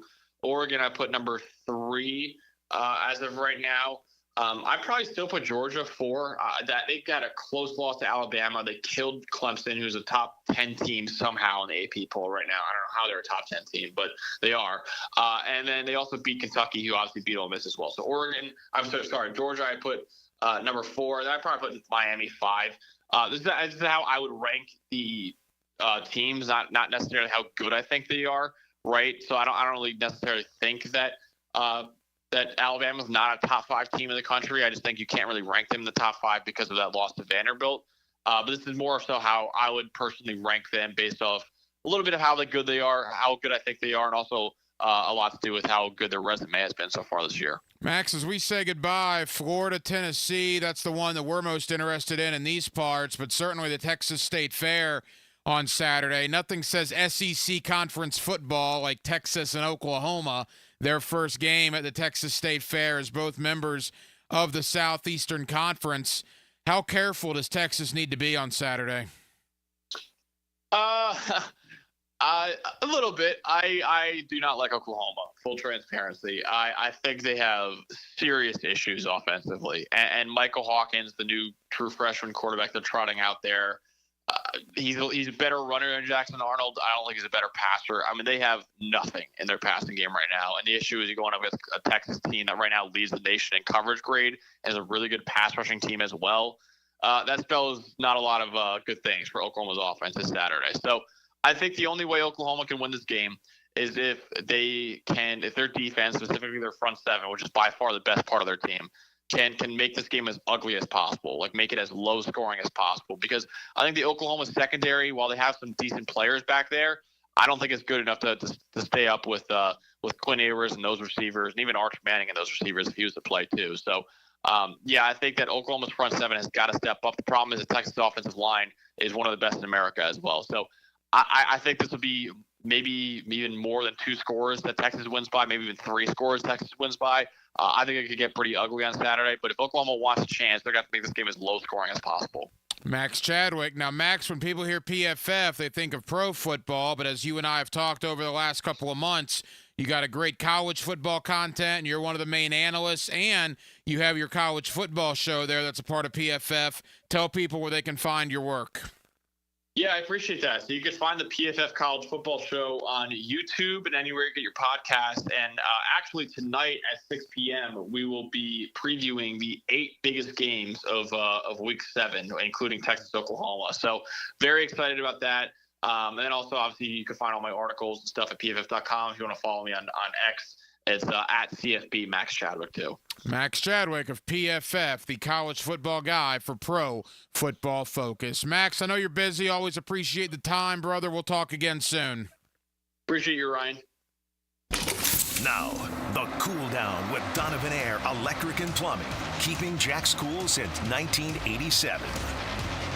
And thank you to Max Chadwick of PFF Pro Football Focus for joining us tonight here on Hacker After Dark. Now, Max is the college football analyst for PFF. PFF is broadening their horizons a little bit. I'm a big fan of what they do, and they're expanding their college football coverage, and Max Chadwick is a big part of that. You can also catch him out on the College Football PFF podcast as well, as it should be a pretty interesting Saturday in the world of college football. Florida and Tennessee, that's the big one around here.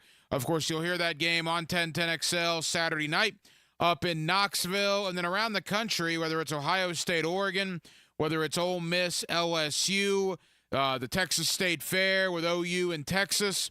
Should be a good week of college football, and we appreciate Max Chadwick of PFF joining us tonight here on Hacker After Dark. We did a lot of college football talk, but obviously did a lot of NFL talk as well, as the Jaguars get ready to play the Chicago Bears over in London on Sunday. Can the Jags get 2 in a row? It's a big one, a big opportunity, back-to-back rookie quarterbacks that the Jaguars are playing, and we'll see if they can get the job done coming up in London against Caleb Williams, the number 1 overall pick from the 2024 draft. Well, that'll just about do it. It has been a very busy Thursday night edition of Hacker After Dark. Really appreciate you guys hanging out with us here on 1010XL and on 92.5 FM. We have a ton of people to thank. Again, Max Chadwick of PFF Pro Football Focus talking college football with us. Thank you to Luke Easterling of Athlon Sports. We're talking about Brian Thomas and Tank Bigsby and all the young Jaguars that performed so well in last Sunday's victory over the Indianapolis Colts. Also broke down a little Caleb Williams as well, as the Jaguars get ready to play him on Sunday over in London. Thank you to Toby Bullock, the head coach of the Mandarin Mustangs. Mandarin High School 5-2 on the year. Coach Bullock, like every other high school coach here in town, has had a tough job rescheduling all these games, getting everything figured out amidst all these weather cancellations. So appreciate Coach joining us tonight. And then finally, in hour number 1, my buddy Cecil Shorts, former wide receiver for the Jacksonville Jaguars. You get him every week here on Hacker After Dark, and we certainly appreciate Cecil taking time out for us this evening. We will be back tomorrow night. Now, no Friday Night Lights because of all the high school cancellations, and a special time for Hacker After Dark. We'll be on 7 o'clock to 9 o'clock tomorrow night, so an hour earlier, 7 to 9, and we will close out the week with you right here on a Friday on Hacker After Dark. Dylan Denmark was your producer tonight. Dylan, great job as always. I'm the hacker, Ryan Green. And again, Jacksonville, thank you for spending part of your Thursday evening with us right here on Hacker After Dark on 1010XL and on 92.5 FM. So for all of us here on HAD, have an absolutely terrific remainder of your Thursday evening, and we will talk to you again tomorrow night to close out the week on a Friday beginning at 7 o'clock. Until then, good night, Jacksonville.